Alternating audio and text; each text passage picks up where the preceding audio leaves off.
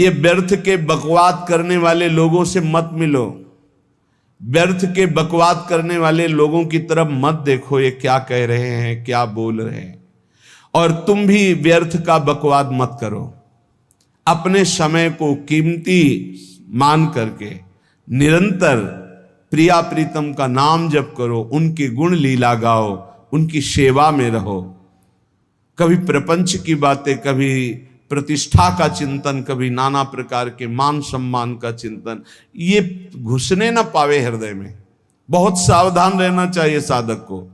ऐसी बातें देखो मत, ऐसी बातें सुनो मत जिससे तुम्हारा हृदय उद्विग्न होकर प्रभु का चिंतन छोड़ दे। बंद करो अभी। अन्य लोगों के संग का त्याग कर दो, जो भगवत विमुख वार्ता करते हैं, संत निंदा करते हैं, दूसरों की निंदा करते हैं। कुछ हाथ नहीं लगता, ये लोग दुर्गति को प्राप्त होने वाले हैं। भक्तन निंदा अति बुरी भूल करे जिन कोय, किए सुकृत बहु जन्म के छिन में दारे खोए। पर निंदा के किए ते नहीं, आवत नहीं कछुआत, मूर्ख पर्वत पाप को ले चल अपने साथ। तो अलम कश्यापि संगत्या, ऐसा संग मत करो जिनके पास बैठने से भक्त निंदा, जन निंदा, भगवत निंदा हो। ऐसे से दूर रहो। अलम, बंद कर दो ऐसे लोगों का संग। रात दिन हम श्यामा श्याम का नाम जप करेंगे, श्यामा श्याम के लीला गुण गाएंगे, श्यामा श्याम के ही धाम का शोभा का चिंतन करेंगे। जब तुम अपना जीवन श्यामा श्याम के चरणों में न्यौछावर कर दोगे तो पूरा भार श्यामा श्याम ले लेंगे और तुम्हारे हृदय में मस्ती आ जाएगी। जो ऐसा निश्चयी होता है, दृढ़ निश्चयी, उसके अंदर दृढ़ विश्वास, तो उसके हर समय भगवान की स्फूर्ति होती रहती है। भारी प्रतिकूलता में भी भगवान का सानिध्य अनुभव होता है। वो अनुकूलता में तो भगवान के दुलार को देखता है, लेकिन प्रतिकूलता में भगवान की विशेष कृपा को देखता है। ये संयोग, ये वियोग, संसार की ये द्वंद्वमयी वृत्तियां भक्तों के हृदय में नहीं चुभती। आए की हुज्जत नहीं, गए की तलाश नहीं, क्योंकि नित्य संयोग भगवत स्मृति के प्रभाव से प्रभु का रहता है। शोक, विषाद बहुत ध्यान देने योग्य विषय है। तभी लोगों को ऐसा लगता है कि ऐसा कैसे हो सकता है। भक्त के चरित्रों को जब सुनते तो लगता है ऐसा कैसे हो सकता है, ऐसी परिस्थिति में भी ऐसा कैसे हो सकता है। क्योंकि तुम मानसिक बुद्धि से युक्त हो और वो भागवतिक स्थिति से युक्त है, इसलिए तुम उसको पार पा ही नहीं सकते। जब तुम अपना जीवन श्यामा श्याम के चरणों में समर्पित कर देते हो हृदय से, फिर उनकी कृपा से सब विघ्न दूर हो जाते, एक अपार मस्ती रहती है। नहीं तो शोक, विषाद, दुख, क्लेश, कष्ट, संताप, भय, उद्वेग, ये सदैव सताते रहते हैं। इसी से डिप्रेशन होता है। बार बार नकारात्मक चिंतन, शोक, विषाद, दुख, चिंता, क्लेश, संताप, भय, उद्वेग, यही पूरे मानसिक स्तर को नष्ट कर देते हैं। उत्साहहीन जीवन हो जाता है। जब तुम श्यामा श्याम को समर्पित हो जाते हो तो ये सब प्रवेश भी नहीं करते, एक अपार मस्ती बनी रहती है। अब क्या होगा? श्यामा श्याम जो करेंगे वही होगा। श्यामा श्याम पता नहीं कैसा करे, नहीं, वो सदैव मंगल भवन है, वो जो करते महामंगल होता है। यह निश्चय उपासक के हृदय में आ जाना चाहिए। इसलिए अपना सारा मन, सारी बुद्धि, सारा जीवन, प्रत्येक श्वास प्रभु को अर्पण कर दो, फिर देखो तुम निहाल हो जाओगे। दुख, शोक, विषाद, क्लेश, कष्ट, संताप, भय, उद्वेग, ये उसी को व्यापते हैं जिसने अपने जीवन को प्रभु के चरणों में अर्पित नहीं किया। इसलिए तुम अपना सारा मन सारी बुद्धि, सारा जीवन, प्रत्येक श्वास केवल प्रभु को अर्पित कर दो, फिर देख लेना। श्वास कैसे अर्पित की जाती? राधा राधा राधा।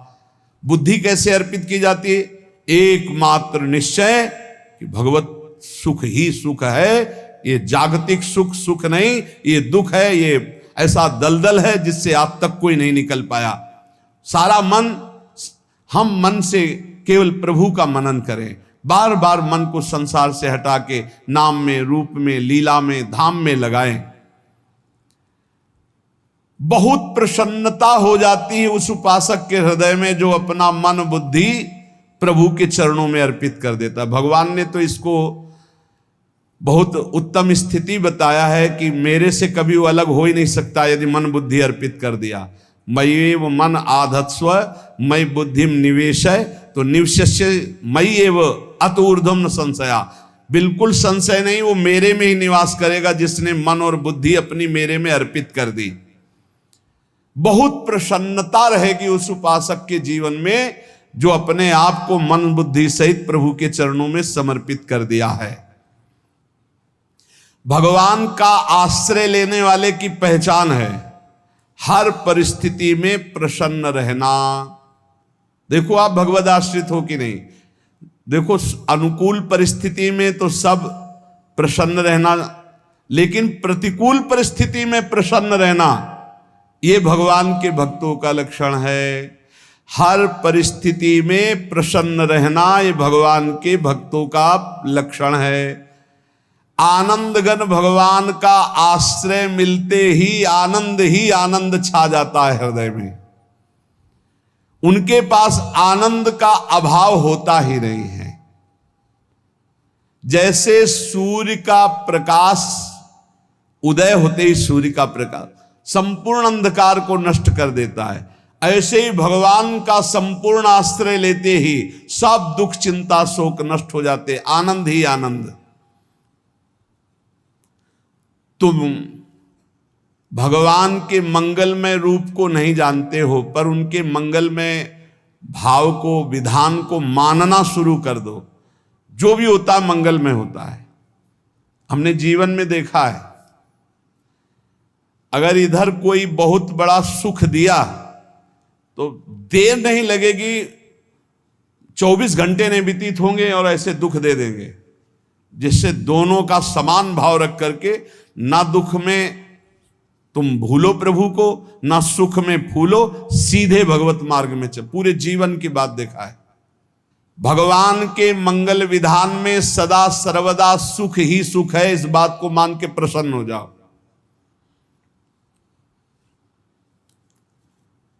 जब भगवान का भजन करने वाले की तन्मयता बढ़ती है भजन में, तो द्वेषी जन अपने आप तैयार हो जाते हैं। भक्त कभी किसी से द्वेष नहीं करता, अपने आप वो द्रोह करने लगते। तो नरसिंह मेहता जी से बहुत गांव के कई लोग थे जो जलते थे, ऐसे जलते थे कि अब क्या करें, कैसे मिटा दे नरसिंह मेहता जी को। अब उपाय तो मिल नहीं रहा था। तो एक दिन संतों की मंडली आई और उन्होंने कहा कि हम रास्ते में कोई चोर आदि धन ना ले ले, इसलिए यहां से किसी की हुंडी चलती है क्या द्वारिका में? पहले ऐसा था। बोले हाँ हमारे यहां बहुत बड़े सेठ हैं नरसिंह मेहता जी, पर आप कहोगे वो मना कर देंगे। कई बार कहोगे, अगर वो स्वीकार कर ले तो वहां। और उनका लक्ष्य था कि नरसिंह मेहता जी की तो खाने की भी सुविधा नहीं थी, हुंडी कहाँ की बात आई। उनका था कि जब वो ना कहेंगे तो संतजन नाराज हो जाएंगे, अगर हाँ कह दिया तो वहां हुंडी चुकेगी नहीं, तो संतजन अपने आप इनको शाप दे देंगे, अपराध बन जाएगा, ये नष्ट हो जाएंगे। संतों को भेजा नरसिंह मेहता जी ने, सबकी दंडवत की, चरण पखाड़े। तो उनका ये इतना रुपया है, द्वारिका में साधु सेवा हम करेंगे, वहां तुम्हारी हुंडी चलती है, तो आप अरे उनका आप कहाँ भूल रहे हो, यहाँ खाने की भी व्यवस्था। बोले हमें सब पहले से बता दिया गया कि आप मना करोगे, बार बार मना मत करो, हमें पता है। तो उन्होंने ठाकुर जी की तरफ देखा, बोले क्या लीला है प्रभु, संतों से हम क्या कहें, ये ले रुपए। उस समय स्वर्ण की मोहरें चलती थी, बेच के बाजार से खूब उन संतों को पवाया, उन्हीं संतों की सेवा की। और उनका अपने सेठ का नाम तो बताओ जहां हमें जाके हुंडी मिलेगी। सेठ, सावल शाह सेठ। संत जन गए वहां, पूछा कि नरसिंह मेहता जी का जिन सेठ से परिचय, उनका नाम सावल शाह सेठ, उनकी गद्दी कहाँ है? तो जो कुछ भक्त थे वो द्वारिकाधीश की तरफ संकेत करते कि वही हैं। बोले नहीं नहीं, वो सेठ है, उनकी गद्दी चलती थी। पूरी बाजार में कहीं कोई। अब संत जन एकांत में होकर के बहुत विचलित हुए, क्या हमारे साथ धोखा हुआ? नरसिंह मेहता जैसा संत क्या धोखेबाज हो सकता है? देखो, संशय तो बहुत विचित्र होता है, बड़े बड़ों को संशय हो जाता है। जब भगवती सती जी को संशय हो गया, राम जी को हे खग हे मृग हे मधुकर श्रेणी ऐसा पूछते हुए कि सच्चिदानंद कैसे हो सकते, तो किसी को हो सकता है, क्योंकि वो बुद्धि की अधिष्ठात्री देवी है। जो ही उनके मन में ऐसा आया कि क्या हमारे साथ धोखा हो रहा है, इतने में ही देखा जय हो सावल शाह सेठ की। वो कहा सावल शाह सेठ, तो देखा बढ़िया मुनीम जी उनके साथ, और सेठ बस्ता लिए हुए मुनीम जी, सरकार इधर से चलो। तो उनका सावल शाह सेठ आपका नाम है? संतों ने कहा। बोले हाँ। बोले नरसिंह जी, हाँ। बोले आपकी हुंडी आ गई है। हुंडी एक कागज में लिखा कि ये हमारे सेठ जी को दे देना। वैसे लोग मुझे माखन चोर कहते, कोई कुछ कहता, लेकिन आपने सेठ बना दिया। जब आपने सेठ बना ही दिया तो आप कभी परवाह मत करना तुम। और ये सेवक आपकी सेवा में सदैव तत्पर है, भगवान ने ऐसा लिखा। जो भगवद आश्रित है, एक बार ये चलता रहता है, जो संत जन होते हैं उनके विरोधी अपने आप बन जाते हैं, किसी से कोई मतलब नहीं, अपने आप विरोधी बन जाते हैं। कबीरदास जी का पूरी काशी में यश था। भजन करने वाले महापुरुषों का यश बढ़ता है जब, तो जो भजनहीन होते हैं उनके हृदय में जलन पैदा हो जाती है, और वो उनको विविध प्रकार से फंसाना चाहते हैं, उनको कष्ट देना चाहते हैं। तो कबीरदास जी के यश को धूमिल करने के लिए कुछ ब्राह्मणों ने एक रचना रची, मूड़ मुड़ा के कबीरदास जी के शिष्य बन करके पूरी काशी के सब आश्रमों में निमंत्रण दे आए। कल भंडारा है, संत सेवा है, सबने स्वीकार किया। कबीरदास जी अपनी दिनचर्या करके निकले तो संत मंडली आने लगी। बोले कै बजे सेवा है? साधु सेवा। बोले कौन सी साधु सेवा? बोले कल आपके शिष्यजन निमंत्रण दे के आए, पूरी काशी के सब संत आ रहे हैं। कबीरदास जी ने कहा यहाँ तो एक की भी व्यवस्था नहीं, पूरी काशी के संत आ रहे। अच्छा, समझ में आ रहा है, लीला बिहारी तुम लीला करना चाहते हो। गए अपना निकल गए गंगा किनारे, एक झाऊ के नीचे बैठकर अपना भजन ध्यान में मगन है। 11-12 बजे तो उन्होंने देखा कि संतों की मंडली अब काशी तो बहुत। कबीरदास जी ने देखा कि आश्रम की, तो बोले पता नहीं क्या होगा, चलो चलते हैं। तो ऐसे गमछा वस्त्र करके ऐसे डालकर मुंह ढक करके, वहां बड़ी बड़ी पंगत लगी थी। कबीरदास जी सबको पाओ जी पाओ। कबीरदास जी के रूप में स्वयं भगवान पाओ जी पाओ। कबीरदास जी ने कहा अच्छा, जब स्वामी परस रहे तो हम भी बैठ के पा ले। तो जब उसी पंगत में बैठ गए अपना कपड़ा ढक करके, और जब मोहरे की दक्षिणा दे रहे थे सब लोग कि वाह कबीरदास जी ने आज तो साधु से। सबको जब कबीरदास जी के सामने आए तो ऐसे मुंह ढके, बोले देखो जो मेरा होता है उसे मुंह छुपाना नहीं पड़ता, मुंह ढकना नहीं पड़ता। लो दक्षिणा, तुम भी दक्षिणा लो। कबीरदास जी को कबीरदास जी दक्षिणा दे रहे, और वो कबीरदास जी है भगवान, और ये पाले वाले कबीरदास जी है भगवान के जन। कभी भगवान अपने अरे जमाने जोर लगा ले, कितना जोर लगाएगा, भक्त और भगवान का झंडा कभी न झुकने पाएगा। बिल्कुल चिंता शोक भय उद्वेग रहित जीवन भगवद आश्रित। तुम भगवान के मंगल विधान में सदा सर्वदा प्रसन्न रहो। अब ये विचार कर लो कि भगवान जो करेंगे तुम्हारा मंगल करेंगे। अब थोड़ा ऐसा बीच में लगता है कि अमंगल हो रहा है क्या, लेकिन पक्का समझो बहुत बड़ा मंगल उनका विधान होता है। बहुत ही उत्तम मंगल होता है भगवान के शरणागत का। भगवान हमारे विचारों वाले नहीं हैं, हमारे विचार प्राकृतिक है, भगवान के विचार चिदानंदमय हैं। वो अपने विचार से हमारा मंगल करते हो, हम अपने विचार से मंगल चाहते हैं। भगवान के विचार से मंगल ही हमारा होगा, इसलिए कभी हमको चिंता शोक भय नहीं करना चाहिए। भगवान की ओर से कभी तुम्हारे लिए ऐसा विधान नहीं होगा कि तुम दुखी हो जाओ, बस तुम्हारी सोच हो सकती है, उसका परिणाम बहुत मंगल होगा।